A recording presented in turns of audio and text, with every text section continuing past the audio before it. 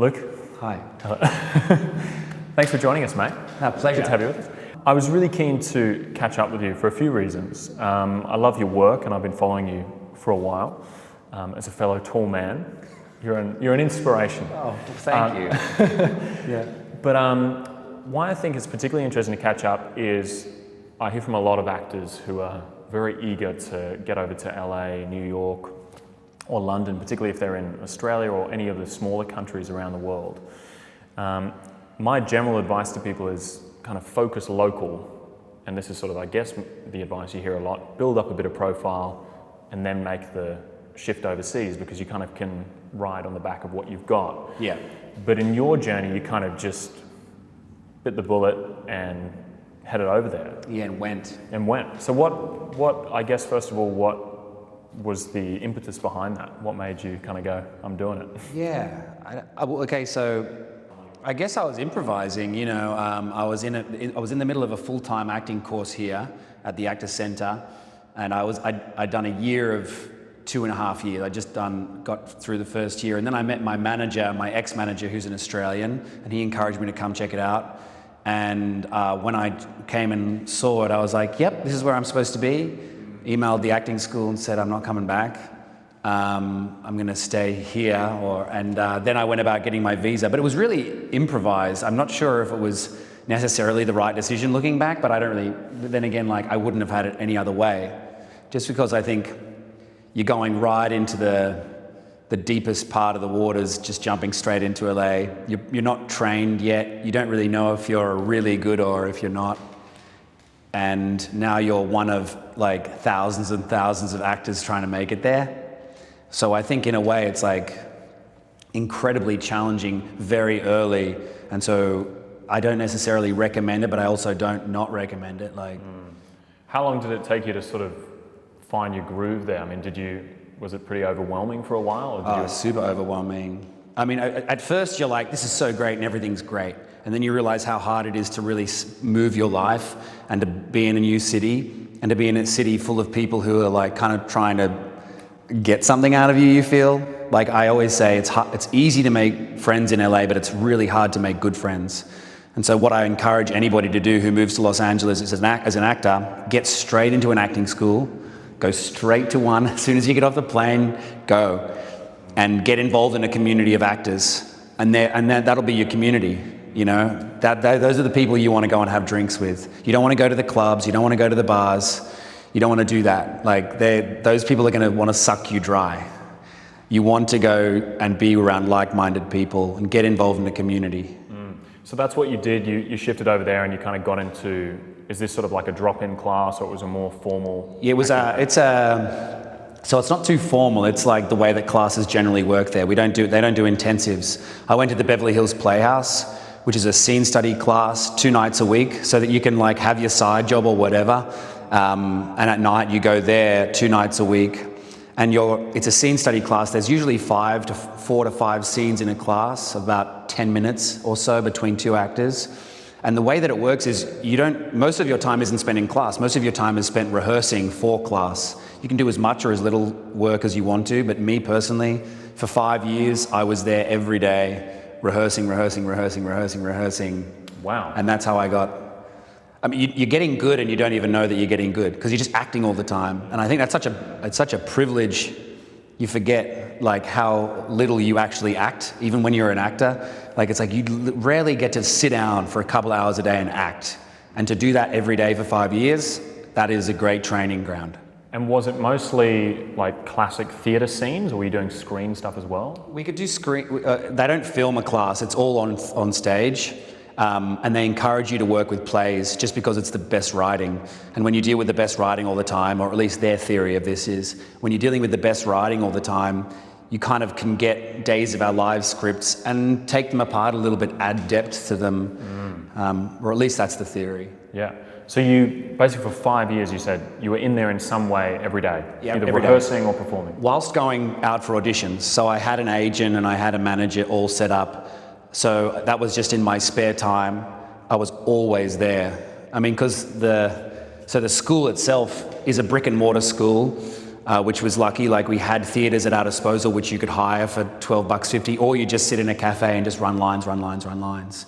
And just getting into the habit of that. Number one, you get good at using the muscle of learning lines. Number two, you get really good at an American accent because you're doing it all the time. One thing I always did was work on English, British plays, and now my British accent's really good. I mean, that's how I booked my job playing Lucifer and Sabrina, was just because I was obsessed with English plays and doing that accent, and I love it, you know. And so you get to work on whatever you want to work on. I mean, I can't recommend it enough, is going to an acting school where they actually let you act. What I found so frustrating about being at an acting school here was they wanted to kind of break down your body and your voice and then build it back up again. So the first year of acting school was just yoga, movement, and voice lessons. And you're just like, yeah, can I get a script? Because what's this industry? Are you going to let me do like a spinal roll before I get to act? Because that's not how it is.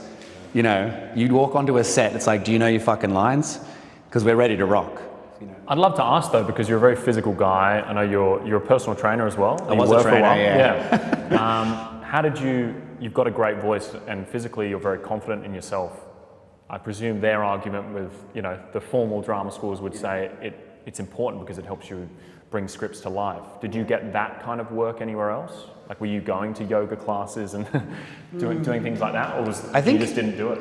You know, it's something that I want to continue to work on, because I do feel like it is important for an actor to learn to use their body and their voice. And it's something that I kind of ignored for a long time, just because I was just in scripts all the time. But there is an importance to releasing tension here and in your body. So it's something that I aspire to get back into, really, and get strict on myself about doing vocal warm-ups and stuff like that. But it's something I have ignored, if I'm honest. No, I love it, but I think you kind of learn by doing, which I think is totally true. I mean, even when I reflect on my drama school experience, I feel over the course of 3 years, in terms of actual scenes that I worked on, it probably would be maybe under 20. Yeah, right. You know, in terms of, you know, you do a lot of plays, which is obviously a fantastic experience Yep. to a live audience, but to be working on a scene and really delving into it. So I think that's a great way to do it as well. Yeah. And when did you find in that process of kind of going there every day, was there a moment where you were like, oh, this is starting to sink in, I'm starting to feel confident? Yeah. How long did that take? It's, you know what, for me it's always been like this. Like sometimes I would really believe I was great, and then other times I would, and I still have those moments even today. I mean, because it's true, because sometimes I'm not good. You know, but I reckon early on, I entered that acting school and they were like, wow, this guy's really great. But then it became evident that I really wasn't a well-rounded actor. There were some things I was unable to do. I would feel the need to do too much in a scene. I wasn't just about planning and listening. And they were like, you know, you're trying to be interesting all the time. It's still something I struggle with.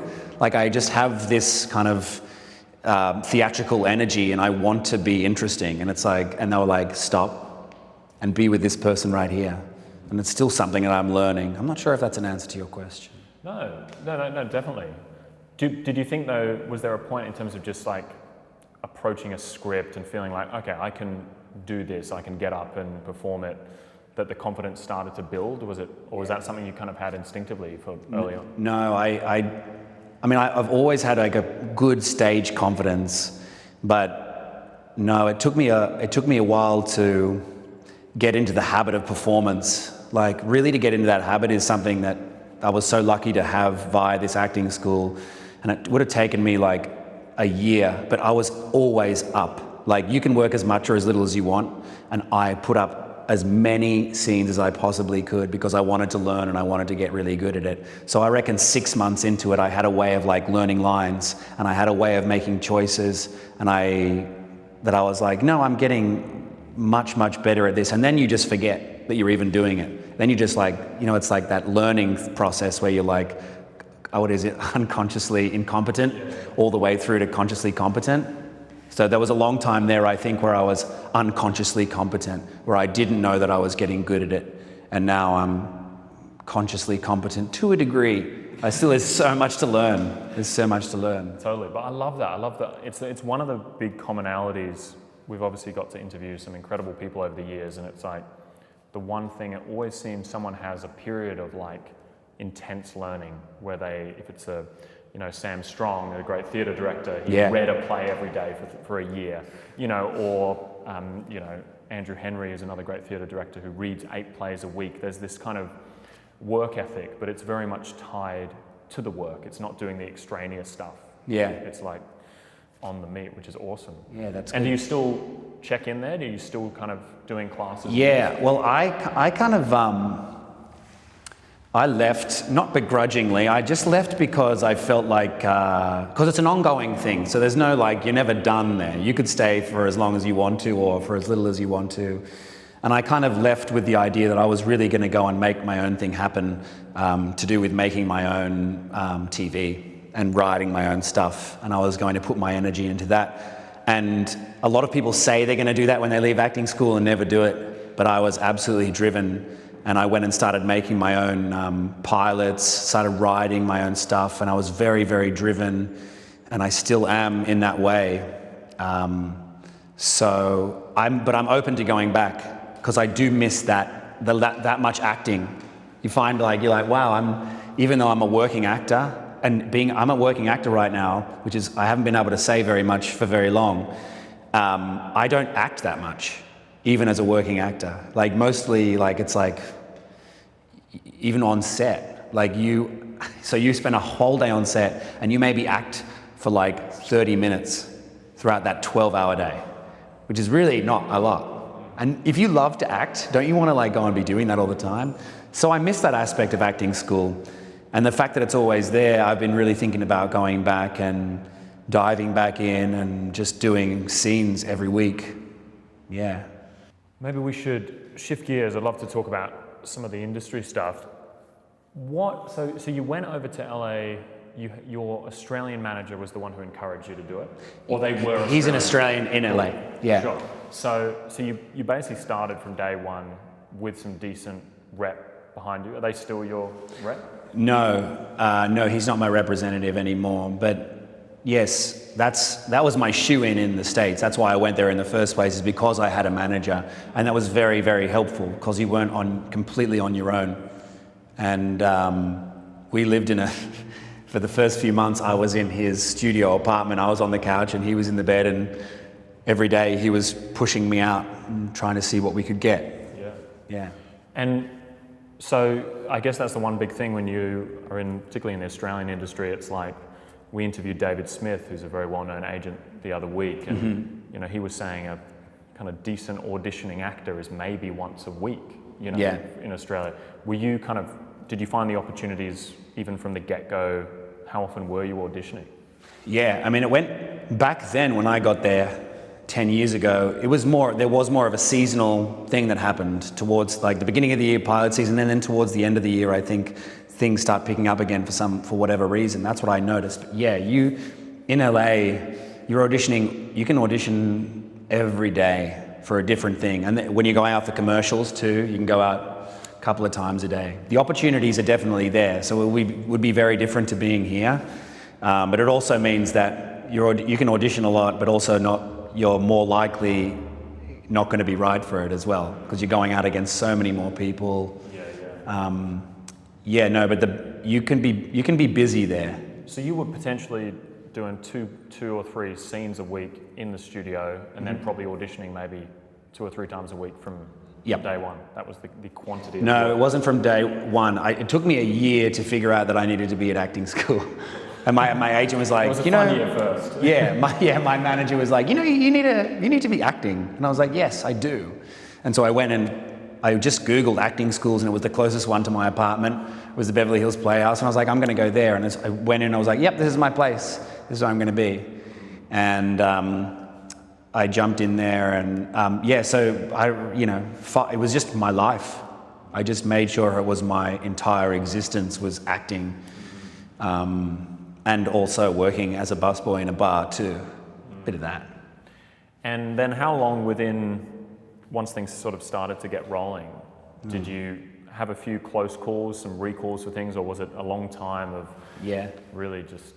Oh, it's a funny thing, because when I first got off the plane, within the first few months, I'd booked 2 pilots as series regular roles that I couldn't do because I didn't have the right visa. Wow. And then it's so funny because when I booked those roles, I thought to myself, you know what? You haven't worked that hard for this.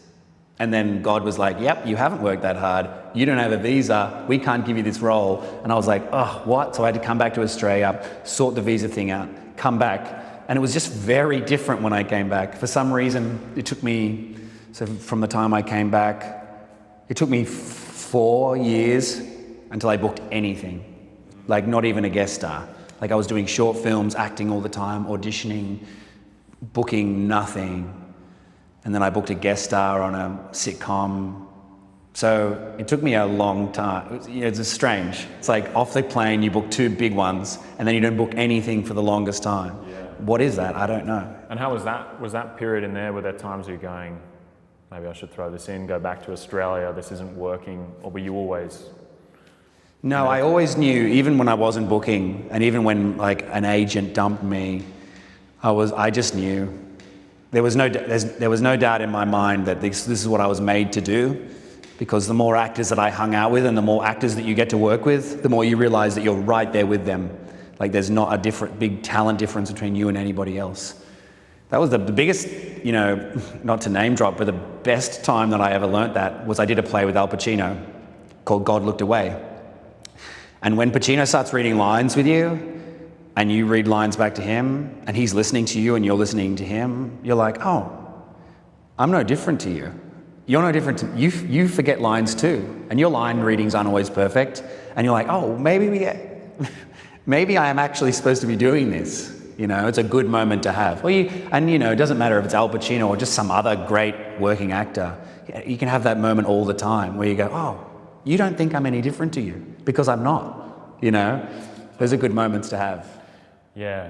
No, I had a similar experience, I think, even just on a short film that I did a few years ago, and you realize for any scene to work, you kind of do have to forget all that shit. And deep down, everyone knows it. So whatever egos are floating around, you know that for this scene or this moment to work, you've got to connect with that other actor. Yeah. And that's one of the reasons I still love it, is because it is actually a very humbling thing, I think, to be like just connected with someone. Yeah. And do that. I'd love to talk. I got introduced to a lot of your work because a friend of mine was sending me all your hilarious Instagram stories and videos. Yeah. And you were mentioning about writing your own work. Did you find that putting stuff out there, particularly the kind of comedy stuff, did that start to help you? Did that sort of marry, or are they just 2 separate things that haven't come together? It's a good question, because I recently asked the casting director who gave me the job for Sabrina, once he'd given me the role and we went out for lunch after I'd shot, and I go, so do you think it's a good idea that I do that? I'd been doing it for years at this point. And he's like, actually, it's part of why you got the job. The producer liked it. And because I never saw them as marryable. I don't know if casting directors were seeing it and liking it, or if they were like, this is a distraction from you as a leading man, or whatever it be. It was for me, the entire, I just spat on myself, it's all good. The entire idea of it was just something to do so I don't go crazy waiting for a phone call to give me an audition or to get me a role. It was just something to do. Yeah, no, because it was interesting, because I was watching a lot of that work, and then all the Sabrina stuff started happening, and I went, totally makes sense, because I guess in a simple way, you were putting out so much out there that was so playful and fun, and people were loving it, and you were accruing a kind of audience on Instagram, which unfortunately I guess now does have a bit of impact in the industry. But yeah, really interesting to know that it actually helped. Yeah, it helped. Oh, it's amazing, because I don't know, I always feel like Hollywood people don't like it.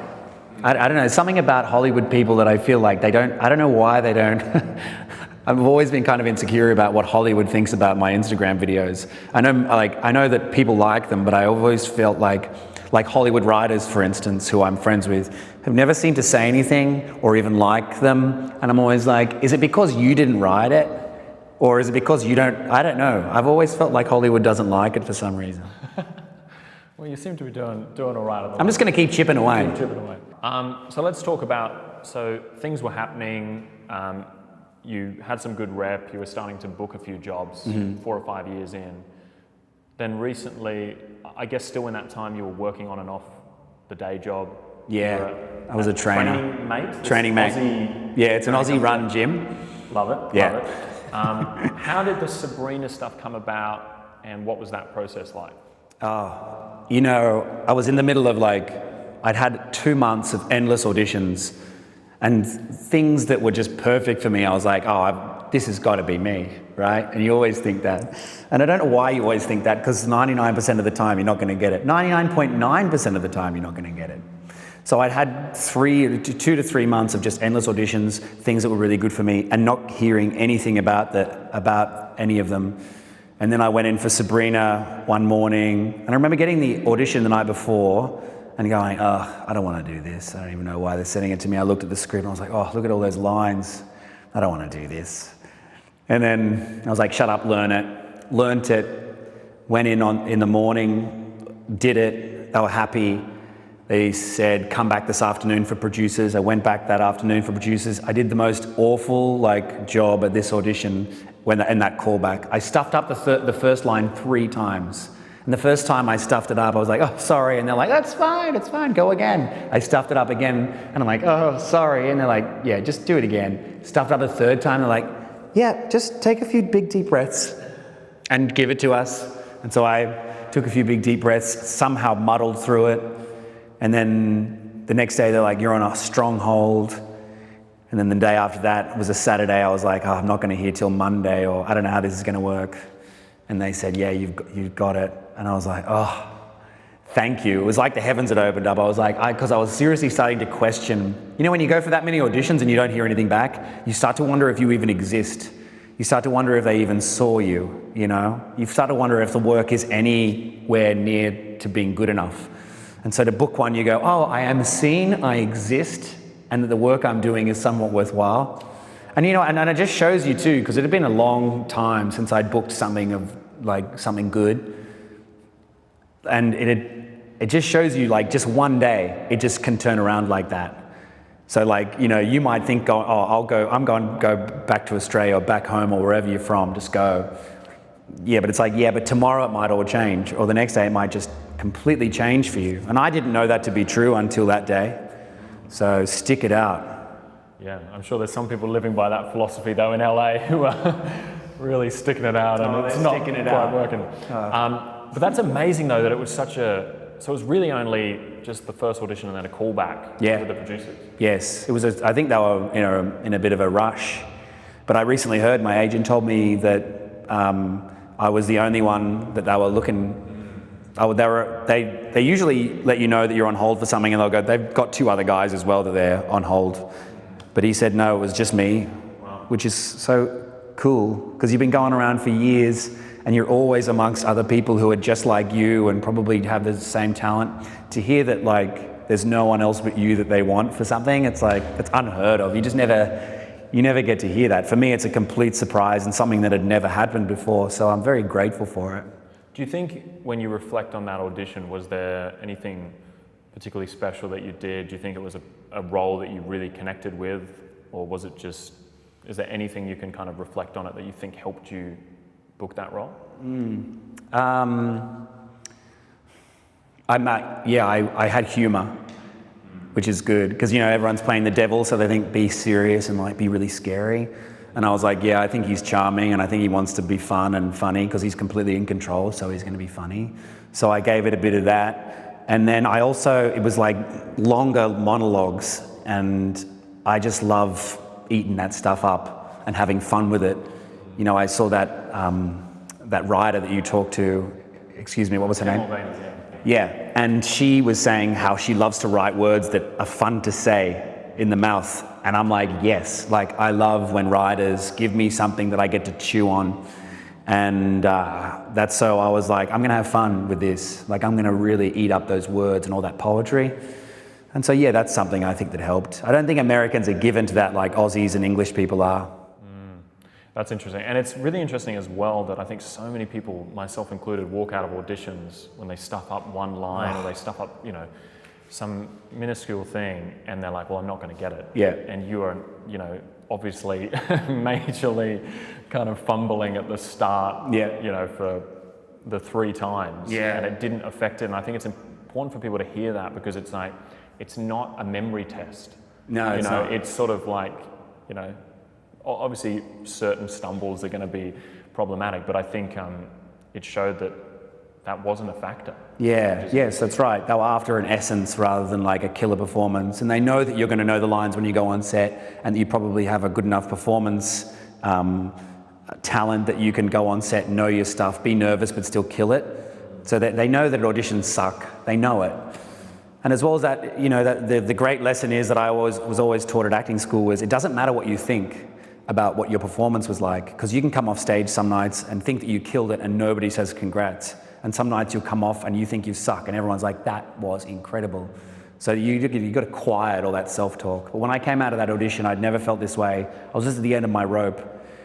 I just was like, well, I've just stuffed that up, and I wanted to punch something, and I'd never felt like that before. And there was all these hung posters of all the things the casting director had done before, and I just wanted to punch it. You know? That could have been funny if you like, smashed them all yeah. up. And you've actually got the role, mate. Yeah, that's great.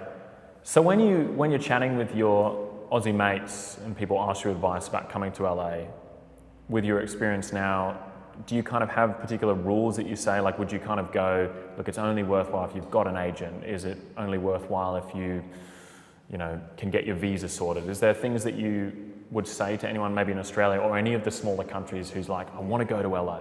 Yeah. I want to hit the big time. I don't like giving advice on agents or visas or things like that. I think that those are the things that take care of themselves if you're good. And so it's hard advice, because my advice is be good first. Like, know that you've got something. I knew that I had something when I went. I just like knew that I had. But the other thing is, sometimes people don't have it naturally, and sometimes they've got to go and learn it. So it's a hard piece of advice to give. I just would advise somebody, like, it's going to be a rude awakening for you when you get to LA and realize that you don't really want to be an actor, or I would say, go to acting school as soon as you get off that plane and find out how good you are. Like, the great thing about acting school is you find out how shit you are, like, immediately, and that's a really good lesson to learn. It goes, oh, this is what I don't know, and can I know it? And you look around the room, and I've watched actors who've come into an acting school and everyone's like, they suck. Years later, they're still there and they're great, you know. So you can learn to act. I just would say, like, how dedicated are you?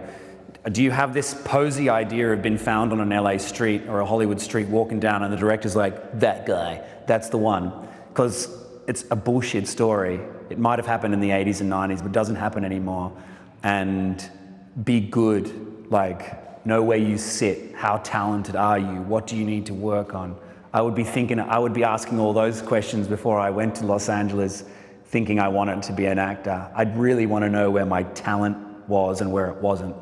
So I would say, as soon as you can figure it out, find out how good of an actor you are, and then work your ass off at it. Beyond management, agents, visas, just be bloody good, you know? I love that. I love that.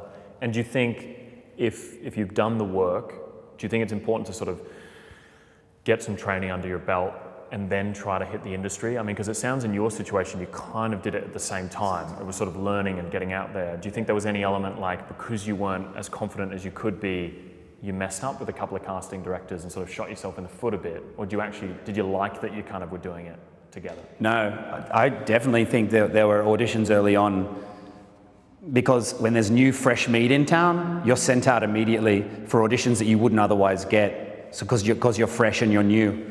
And so there were definitely auditions that I went for that I wasn't ready to get, and the casting directors would have read me and probably written in their notes like, not good enough, or like green, you know, things like that. So I think that there is an element of, like, it's good to wait, but it was also so good for me to know where I sat, because I was like, it let me know how good or how incompetent I was in certain ways. Even though you're learning and that casting director may not call you in for a few years, it's still, so the advice is, there's no advice. It's like, maybe or maybe not, I don't know.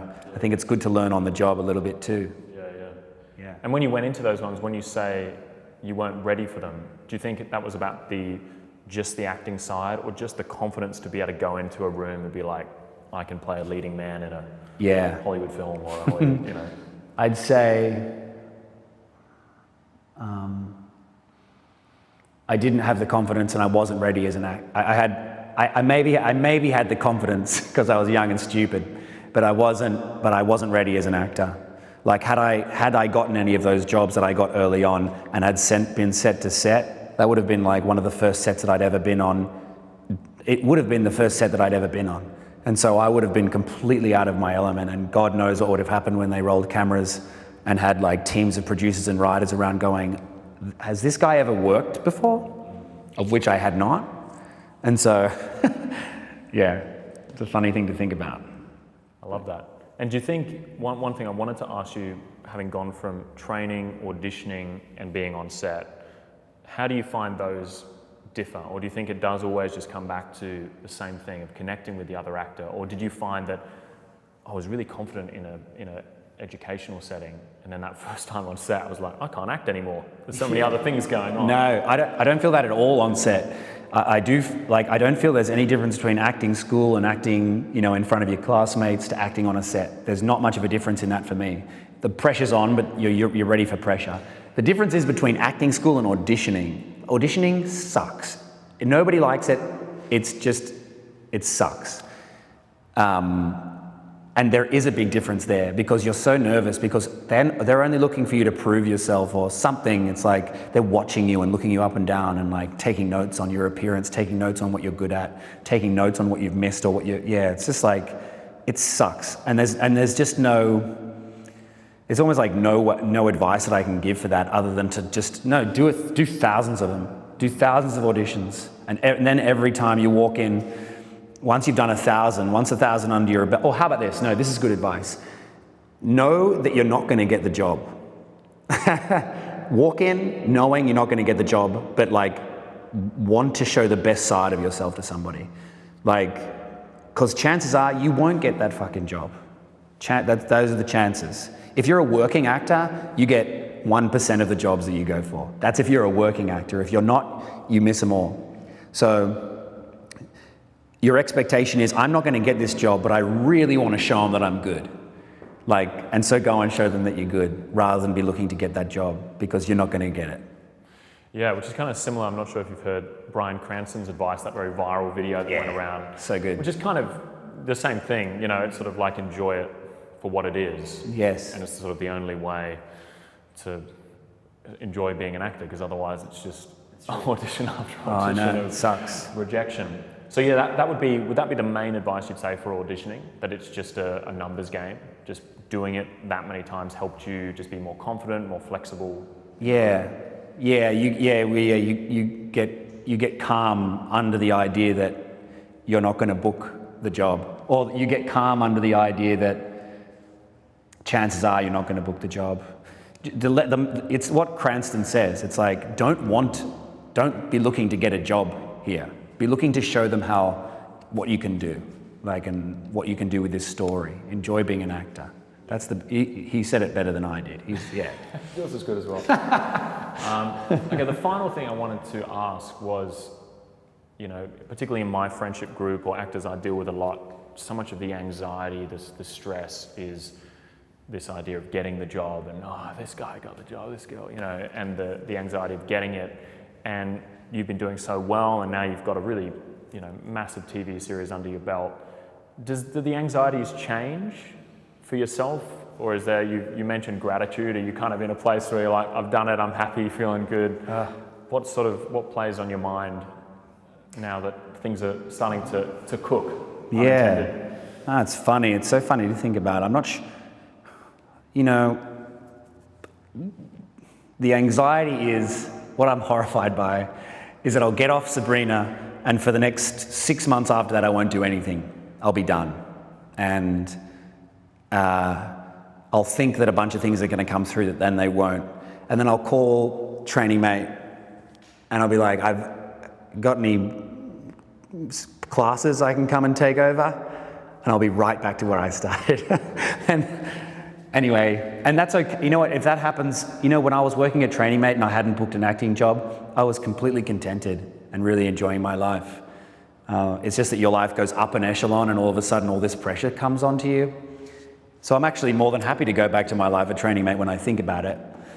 But the anxieties are no less than what they were. It's like you want to book work and you want people to know that you're booking work. The worst thing, you're talking about friend circles, the worst thing that can happen when you're an actor is your friends are always like, when are you going to book the job?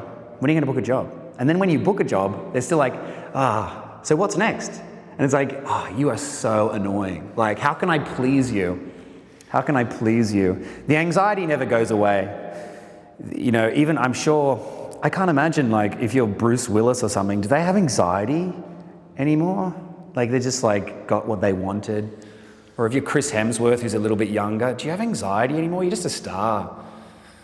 I really like look forward to that happening to me if it ever happens. Where anxiety goes away, it's like, still be there. I'm just a yes, I just get to say yes or no to scripts. That'd be a great position to be in. Yeah, I certainly am very good at picturing things going wrong. And my picture is that call to Training Mate to ask that I can come back. But it would be really great. It's really good to envision the positive ways, which I don't often do, but imagining calls from agents going, hey, do you want this movie they're shooting? It's like a really great role. It's opposite Chris Hemsworth. And you're like, yes or no. And you can just say, wouldn't it be great? It would be a nice one, yeah. We should all picture that more. We should try and picture those moments a little bit more than the negatives. Totally. Maybe. That's a lovely way to finish. Yeah. Picture some positives. Yeah. Beautiful. Well, I recommend anyone to go check out at Luke Cook. At the Luke Cook. I'm so sorry. Well, I hate it myself, the Luke Cook. The Luke Cook. Like there are other Luke Cooks out there just going, oh, he's the Luke Cook? What an asshole. And the wonderful, charming devil on Sabrina. Yeah. Exciting. Thanks, man. Thank you so much for having me. Love it. Beautiful. Woo! Did we do it? We did it. Yes! Time to record that. What's that? Yeah, we can hope. That was just the warm-up.